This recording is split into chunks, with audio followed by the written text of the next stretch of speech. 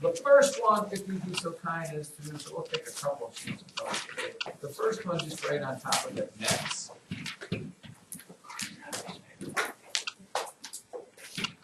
In Mathematical, when we talk about nets, okay, basically you're talking about three-dimensional shapes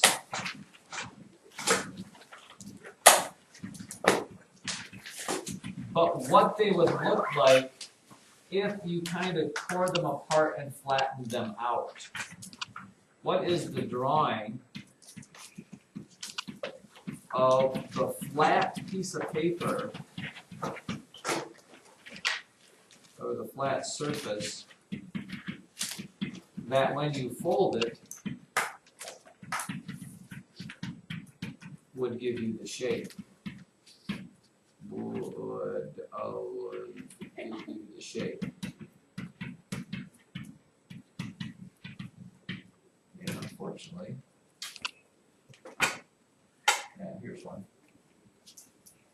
You know, the basic gist of that is this. I should cut off. If you had this box, if you had this box,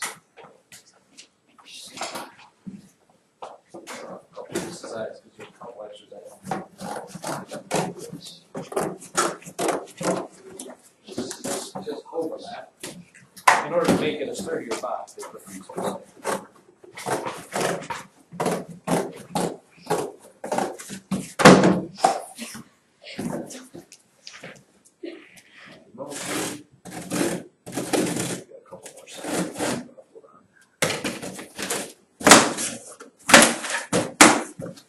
If you have this box,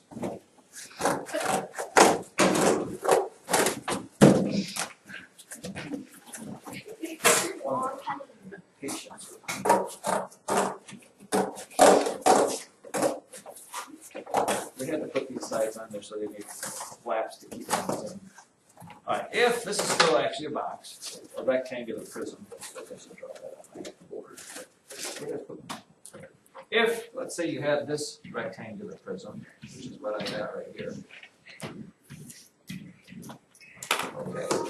The net of it would be, when you unfold it and cut it apart, what piece of cardboard did this start out being?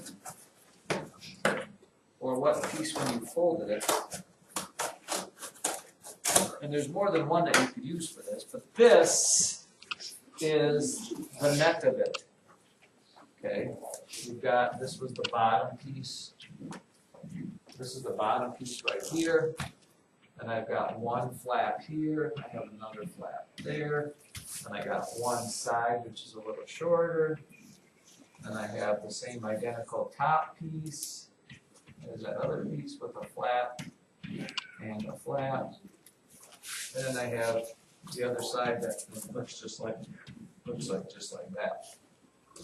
Now note, it didn't have to look like that. That's just one example of what that net could be. That same box, instead of having these as flaps, you would still have, here's the bottom.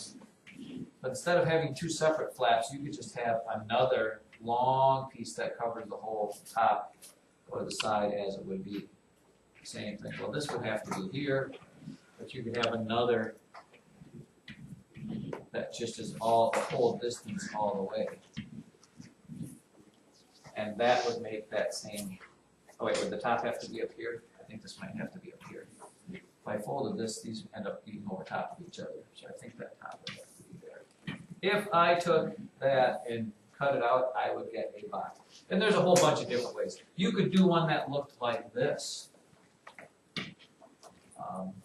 You could have the top, the side, the bottom, the other side, and then what would you need to fill the sides or the end caps?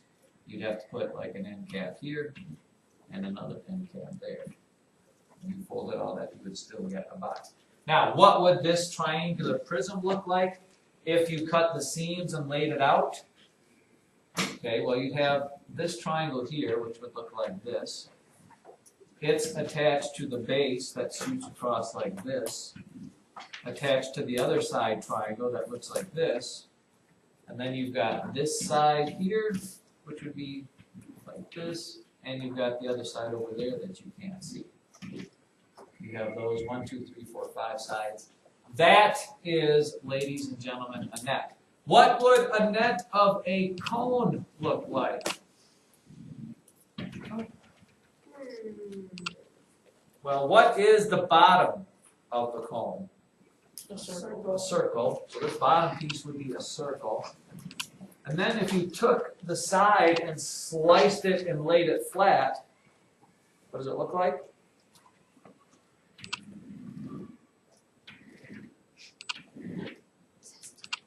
Because this would wrap around the outside of it, and it would come across, and you would get that. Or, if you had a cylinder,